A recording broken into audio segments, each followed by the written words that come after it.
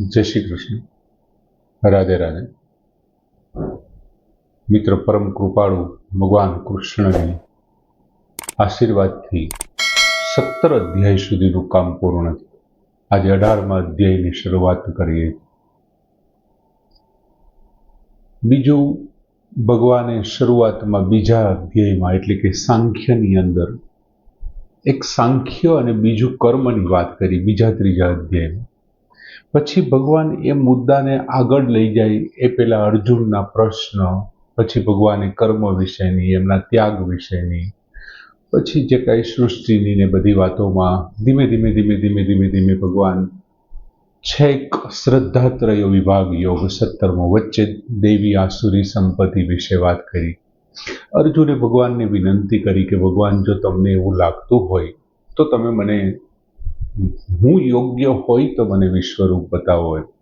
અને ભગવાન સામેથી પ્રસન્ન થઈ દિવ્ય દ્રષ્ટિ આપી અને અર્જુનને વિશ્વરૂપ દર્શન કરાવે છે.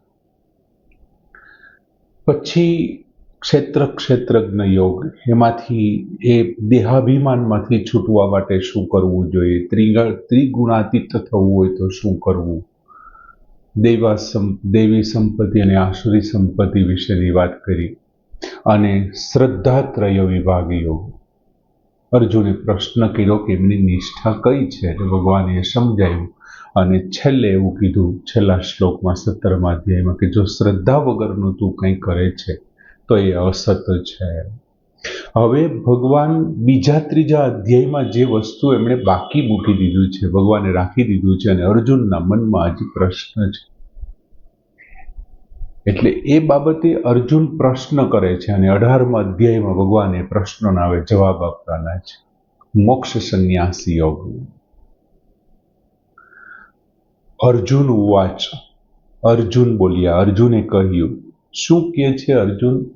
કે સંન્યાસસ્ય મહાબાહો તત્વમ ઈચ્છામિ વેદિતુમ ત્યાગસ્ય ચ ઋષિકેશ પૃથગ કેશી નિષૂદન. અર્જુન ભગવાનને કહે છે મહાબાહો, હે મહાબાહો. પછી ઋષિકેશ એટલે હે ઋષિકેશ, હે મહાબાહો, હે ઋષિકેશ. અને ત્રીજું વિશેષણ વાપરે છે કેશી નિષૂદન. હે કેશી નિષૂદન, હે કેશી નિષૂદન, હું સંન્યાસસ્ય ચ ત્યાગસ્ય, સંન્યાસ તેમજ ત્યાગના તત્વને પૃથકેન એટલે જુદું જુદું, વેદિતુમ જાણવા, ઈચ્છામી એટલે ઈચ્છું છું. હે મહાબાહો, હે ઋષિકેશ, હે કેશી નિષૂદન, હું સંન્યાસ અને ત્યાગના તત્વને જુદું જુદું જાણવા ઈચ્છું છું. ભગવાને બીજા ત્રીજા અધ્યાય ચોથા અધ્યાયમાં જે વાતને 5મા અધ્યાયમાં ક્યાંક ઉલ્લેખ કર્યો, પણ ભગવાન પાસે સમય જ ન રહ્યો એ બતાવવા માટે. અને હવે અર્જુનને માટે પણ એ પ્રશ્ન થયો, અને અર્જુનને પણ હવે એવું લાગે છે કે લગભગ બધું પૂર્ણ થઈ ગયું છે, આટલું એક હજી મનમાં નક્કી નથી થતું. એટલે અર્જુને ભગવાનને આવી વાત કરી. પહેલું વહેલું સંબોધન અર્જુન મહાબાહોનું કરે છે. મહાબાહુ છે સામર્થ્યનું સૂચક છે. એમના પ્રત્યે અર્જુનનો ભાવ, આ શબ્દનું તાત્પર્ય એ છે કે તમારી પાસે એ તાકાત છે, તમે કોઈ પણ વિષય, બધા વિષય, સઘળા વિષયોને તમે કહેવા સમર્થ છો. તમે કોઈ પણ વિષય કહી શકો એવી સમર્થતા તમારામાં છે, એટલે મહાબાહુ કીધું. બીજો શબ્દ ભગવાન માટે અર્જુન અહીંયા ઋષિકેશ વાપર્યો છે. ઋષિકેશ એટલે અંતર્યામી. અર્જુન એવું કહેવા માંગે છે કે હું સંન્યાસ અને ત્યાગનું તત્વ જાણવા ઈચ્છું છું. હવે મને એ ખબર નથી કે સંન્યાસને જાણવા માટે અને ત્યાગને જાણવા માટે મારી પાસે પૂર્વ ભૂમિકા રૂપે કયું જ્ઞાન હોવું જોઈએ. માટે મારી પાસે જે હોવું જોઈએ એ મારા પૂછ્યા વિના તમે મને કહો. કેમ કે તમે ઋષિકેશ છો ને, મારા મનની વાતને જાણી શકો છો. હું સમજુ છું, નથી સમજતો, હું કેટલું સમજીશ, કેટલું નથી સમજતો. તમે તો અંતર્યામી છો, માટે મારા પૂછ્યા વિના મારા મનની અંદર જે કંઈ પ્રશ્નો છે મને કહો. અને ત્રીજું વિશેષણ અર્જુન વાપરે છે કેશી નિષૂદન, એટલે વિઘ્નોને દૂર કરવા વાળા. તમે દરેકે દરેક ભક્તોના વિઘ્નોને દૂર કરો છો. મારી શંકા અને સંશયો છે, મારા વિઘ્નો છે, એ મારા વિઘ્નોને તમે દૂર કરો. અને અર્જુનને અહીં 18મા અધ્યાયના પહેલા શ્લોકમાં જાણવાની જિજ્ઞાસા થાય છે. હવે જિજ્ઞાસા બે રીતે પ્રગટ થાય છે. આપણે એમ જોવા જઈએ તો જિજ્ઞાસા છે બે રીતે પ્રગટ થાય. એક જિજ્ઞાસા પોતાના આચરણ માટે. અર્જુને બીજા અધ્યાયના 54મા શ્લોકમાં કીધું હતું, સ્થિતપ્રજ્ઞસ્ય કા ભાષા. એ ભગવાન, તમે જે સ્થિતપ્રજ્ઞ થઈ જવાની મને વાત કરો છો, મને તો ખબર જ નથી એ કેમ ચાલે, કેમ બોલે, કેવું વર્તન કરે, એનું આચરણ કેવું છે. પછી અનન્ય ભક્તિ વાળાનું કેવું આચરણ છે, ગુણાતીત વાળાના લક્ષણોની મને ખબર નથી. જો મારે એવું થવું હોય તો હું શું કરું, એમ મારે શું કરવું જોઈએ? એટલે એક આચરણ માટે જિજ્ઞાસા હોય, અને બીજું શું છે તો કે સિદ્ધાંતને સમજવા માટે જિજ્ઞાસા. મારી અને તમારી જિજ્ઞાસા કેવી હોય છે? બને ત્યાં સુધી સિદ્ધાંતને સમજવા માટે. કોઈ અઘરા સિદ્ધાંતો આપેલા હોય, ગીતાજીના કોઈ અઘરી બાબતો હોય, એને આપણે સમજવાનો પ્રયત્ન કરીએ, અને એ માત્ર આપણે ભણવા માટે સિદ્ધાંત સમજતા હોઈએ છીએ. એમાંથી એ આપણને સમજાઈ જાય ને તો આપણે વિદ્વાન બની શકીએ. આપણને પુસ્તક પૂરેપૂરું સમજાઈ જાય, નવું પુસ્તક પણ લખી શકીએ, પણ એ જ્ઞાનથી આપણને મોક્ષ ન મળે.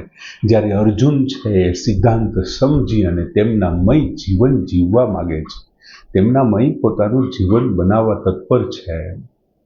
બીજું, ભગવાને બીજા અધ્યાયના 39મા શ્લોકમાં એસા તે અવિહિતા સાંખ્યે બુદ્ધિ યોગે શૃણુ એવો શબ્દ ત્યાં વાપર્યો હતો. એસા તે અવિહિતા સાંખ્યે.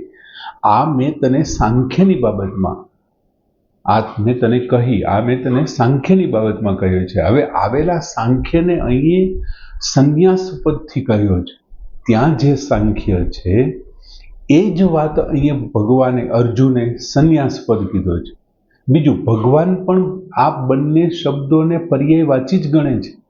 કેમ કે 5મા અધ્યાયના બીજા શ્લોકમાં સંન્યાસ શબ્દ વાપર્યો, 5મા અધ્યાયના 4થા શ્લોકમાં ભગવાને સાંખ્ય યોગ એવો શબ્દ વાપર્યો, પછી 5મા અધ્યાયના 5મા શ્લોકમાં ભગવાને યત સાંખ્ય એવો શબ્દ વાપર્યો છે, 6થા શ્લોકમાં સંન્યાસ હતું શબ્દ વાપર્યો છે.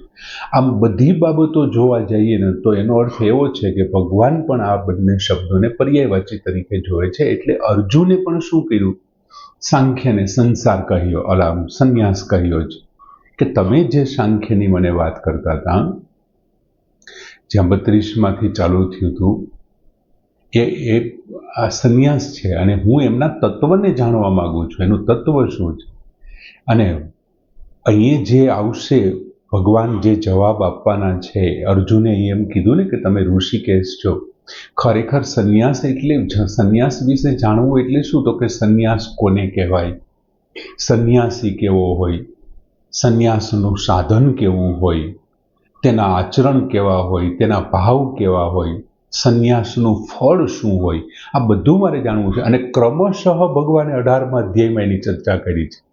સંન્યાસી કેવો હોય, એનું સાધન, એનું ફળ, એ સંન્યાસનું આચરણ, બધી ચર્ચા કરી. એ જ પ્રમાણે ત્યાગ બાબતે વાત કરી છે. ત્યાગ કોને કહે છે, ત્યાગ કેવો હોય, ત્યાગનું આચરણ હોય, એના ભાવ કેવા હોય, આ બધું, ત્યાગનું ફળ શું હોય, એ પણ બધું વર્ણન 18મા અધ્યાયમાં છે. એ જ રીતે ભગવાને બીજા અધ્યાયના 39મા શ્લોકમાં બુદ્ધિ યોગે શબ્દ વાપર્યો. તો આમ શૃણુ, અહીં યોગ પદને યોગ પદને શું કીધું છે? ત્યાગ કીધો છે. જે કર્મયોગ છે, ભગવાને યોગ એટલે શું કીધું? તો કે કર્મયોગ કીધું.